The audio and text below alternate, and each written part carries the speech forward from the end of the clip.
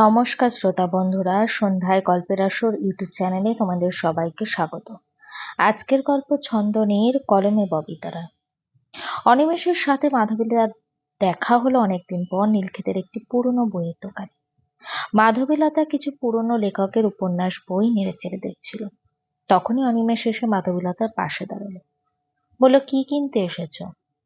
মাধবীলতা বইয়ের দিক থেকে মুখ তুলে অনিমেষের দিকে এক পলক তাকালো, মুখে হাসি ফুটে উঠলো, বলল, আপনি এখানে?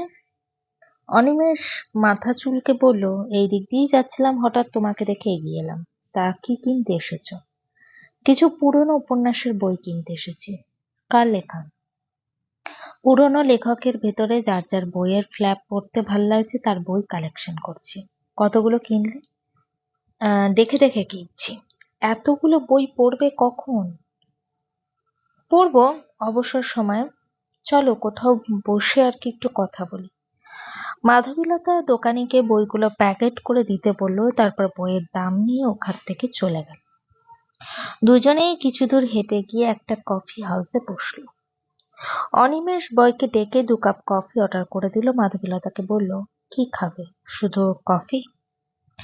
মাধবীলতা, হ্যাঁ, শুনলাম তুমি নাকি অনেকদিন যাবৎ বাড়ি যাও না। কে বলল? বলেছে কেউ একজন। বাড়ি যেতে ইচ্ছে করে না? কেন? এমনি। কেন বাড়ি যেতে ইচ্ছে করে না মাধবীলতা? আজ একটা তার জন্যই কি একসাথে এতগুলো উপন্যাসের বই কিনলে যেন অবসর সময় দিব্যি কেটে যায়? উত্তরে মাধবীলতা হাসল।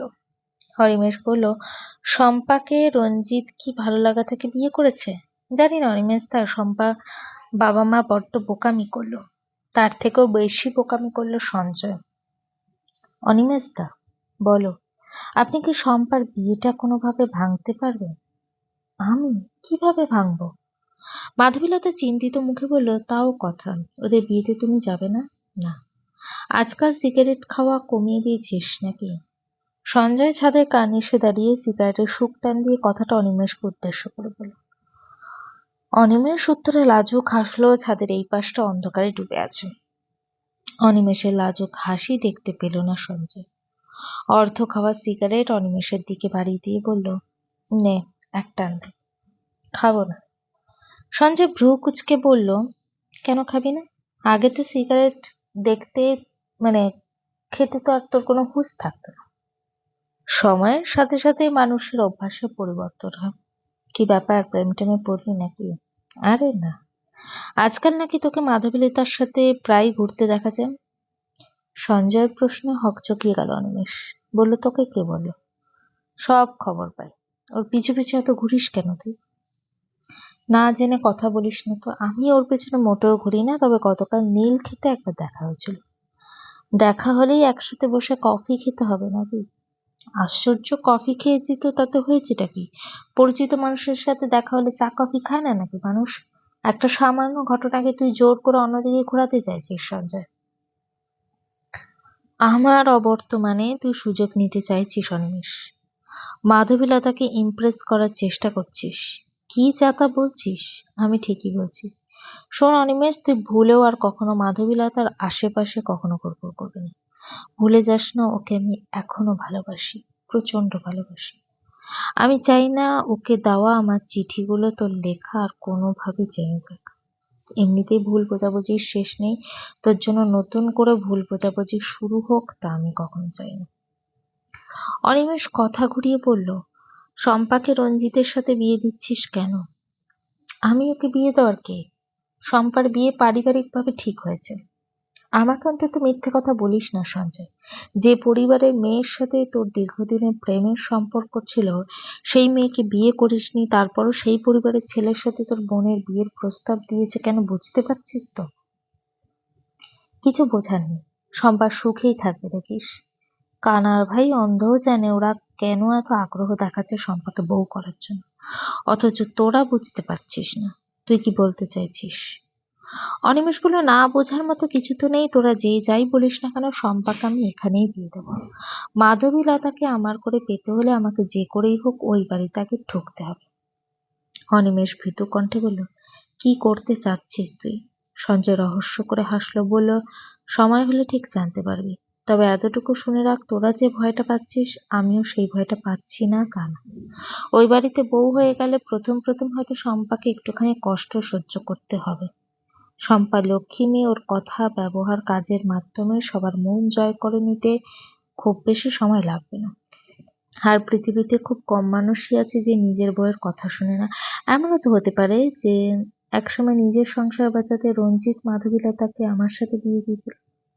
আজ যেমন আমি শম্পাকে রঞ্জিতের সাথে বিয়ে দেওয়ার জন্য জোর করছি। স্বার্থপর। সে তুই আমাকে বলতেই পারিস, অনেক রাত হলো, আমি ঘুমাতে যাচ্ছি, তুই এখন বাড়ি চলে যা। সঞ্জয় চলে গেল।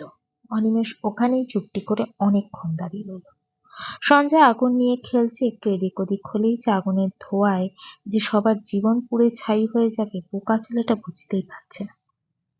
অনিমেষ দা, কে কে ওখানে? শম্পা অন্ধকারে বুক ফুঁড়ে বেরিয়ে এলো। সিঁড়িঘরের লাইটের আলোতে শম্পাকে দেখতে অন্যরকম লাগছে। অনিমেষ বলে, এত রাতে তুমি এখানে কি করছো? কিছু না, একটু ওয়াশরুমে গিয়েছিলাম, তা হঠাৎ আপনাকে দেখে এগিয়ে এলাম। আপনার কি খুব তাড়া আছে অনিমেষ দা? না, কেন? তাহলে চলুন ছাদে গিয়ে কথা বলি। অনিমেষ ইতস্তত করে বলে, বাড়ির সবাই কি ভাববে?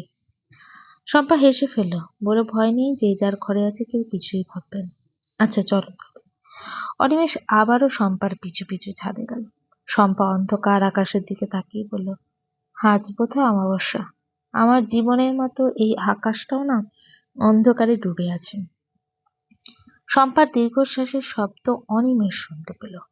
বলে, এভাবে বলো না শম্পা, এই একঘেয়েমি জীবনটা না আর বয়ে বেড়াতে ভালো লাগছে না অনিমেষ দা। ছেলে যদি পছন্দ না হয় তাহলে তোমার বাবা মায়ের সাথে সরাসরি কথা বলো। আমার মা আমাকে পাগল ভাবে। পাগল যত তাড়াতাড়ি ঘাটতারা থেকে নামবে ততই মঙ্গল। আমার কথা শোনার সময় আছে নাকি তাদের কাছে? তারপরেও সরাসরি কথা বলে দেখো যে তুমি একজন প্রাপ্তবয়স্ক মেয়ে, জীবন তোমার, তোমার জীবনের সিদ্ধান্তগুলো তোমার। এই পাত্রকে রিজেক্ট করলে কি হবে? অন্য কারোর সাথে তো আমার ঠিক বিয়ে দিয়ে দেবে, অথচ আমি তো বিয়েই করতে চাই না। কেন বিয়ে করতে চাও না শম্পা? আমার ভালোবাসার মানুষটা অন্য কাউকে ভালোবাসে অনিমেষ দা। কে সে? যদি বলে আপনি। অনিমেষ হতভম্ব হয়ে গেল। শম্পা বলে, ভয় নেই, আপনাকে ঘিরেই আমার গোপন অনুভূতির কথা কেউ কখনোই জানতে পারবে না। আপনি নিশ্চিন্তে থাকুন, দুদিন পর তো আমার বিয়ে। আপনার কাছে ছোট একটা আবদার করব, রাখবেন? কি বলল? শম্পা ঝরঝর করে কেঁদে দিল। ওর এক হাত বাড়িয়ে দিয়ে কান্না ভেজা কণ্ঠে বলল, জীবনে প্রথমবার কিংবা শেষবারের মতো আমার হাতটা একটু শক্ত করে ধরবেন অনিমেষ দা। অনিমেষ বুক চিরে গভীর দীর্ঘশ্বাস ফেলল। ভালোবাসার মানুষটাকে না পাওয়ার যন্ত্রণাটা কতটা ভয়ানক তা অনিমেষের থেকে ভালো আর কে জানে। শম্পাকে নিরাশ করল না অনিমেষ। কাপা হাতে শম্পার হাতটা মুঠো করে ধরল। শম্পার কান্নার স্রোত বেয়ে গেল। কাঁদতে কাঁদতে অনিমেষের হাতটা নিজের গালে ঠেকালো শম্পা। হোক না করুণা করে, তবুও তো হাতটা ধরেছে। প্রিয় মানুষের একটুখানি স্পর্শ এত সুখ কেন? অনিমেষ দা, আপনি কখনো কাউকে নিজের সবটা উজাড় করে ভেঙে চুরে ভালোবেসেছেন? অনিমেষ তখনও শম্পার এক হাত মুঠো করে ধরে রেখেছে। অনিমেষ আস্তে করে শম্পার হাতখানা ছেড়ে দিল। শম্পার বুকের ভেতর কাঁপতে ধরল। মনে হলো অনিমেষ শম্পাকে সারা জীবনের জন্য ছেড়ে দিল। যে মানুষটা কোনোদিনও শম্পাকে ধরেই রাখতে চায়নি সে মানুষটা ছেড়ে দিলেই বাকি। অনিমেষ ছাদের কার্নিশে গিয়ে হেলান দিয়ে দাঁড়ালো। শম্পার চোখের জল মুছে বলল, কি হলো বললেন না তো? অনিমেষ গালে হাত দিয়ে ভাবুক হয়ে বলল, বেসেছি, প্রচন্ড ভালোবেসে ফেলেছি একজনকে। যে মেয়েটা কোনোদিনও ভুল করেও আমার হবে না জেনেও তাকে বছরের পর বছর নীরবে নিভৃতে একতরফা ভালোবেসেছি। আমার ভালোবাসার মানুষটা আমার চোখের সামনে দিনের পর দিন তার ভালোবাসার মানুষের সাথে ঘটেছে। আমি খুব কাছ থেকে তাদের ভালোবাসার দৃশ্য দেখেছি, তাদের খুনসুটি দেখেছি, তাদের টোনাটুনি সংসারের স্বপ্ন বুননের গল্প শুনেছি। কষ্ট হয়েছে, বুকের ভেতর তীব্র দহনে পুড়ে গেছে, তবুও মুখ বুজে সহ্য করে গেছি। আসলে একতরফা ভালোবাসায় দুঃখ থাকলেও হারানোর বেদনা নেই। কারণ মানুষটা আমার হবে না জেনেও আমি তাকে ভালোবেসেছি। কিন্তু আমি তো মনে প্রাণে ভেবেছি যে আমার ভালোবাসার মানুষটা একদিন না একদিন আমাকেও ভালোবাসবে, আমার সারা জীবনের পথ চলার সাথী হবে। মানুষের কিছু কিছু স্বপ্ন জানো তো কখনো পূরণ হয় না শম্পা। অনেক রাত হলো, ঘরে যাও। আর আমিও যাচ্ছি। অনিমেষ আর দাঁড়ালো না, চলে গেল। রাত গভীর, ঝিরিঝিরি বাতাসে মাধবীলতা ফুলগুলো মৃদু দুলছে। অনিমেষের চোখে ঘুম নেই। ব্যালকনির কার্নিশ ঘেঁষে দাঁড়িয়ে আছে। বুকে গুমোট বাঁধা চাপা কষ্ট, হাতে জ্বলন্ত সিগারেট। সিগারেটে দুটো লম্বা টান দিল, এখন আর খেতে ইচ্ছা করছে না। জ্বলন্ত সিগারেটে হাত পুড়ে পুড়ে ছাই হয়ে গেল। অনিমেষ বুক চিরে গভীর দীর্ঘশ্বাস ফেলল, হাত বুলিয়ে দিল মাধবীলতার ফুলের গায়ে।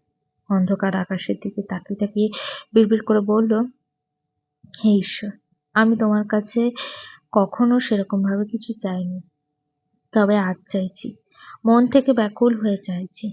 মাধবীলতাকে তুমি আমার করে দাও। সারা জীবনের জন্য ওকে তুমি আমার সাথে জোড়া বেঁধে দাও। আমি ওকে হারাতে দেবো না, কিছুতেই পারবো না।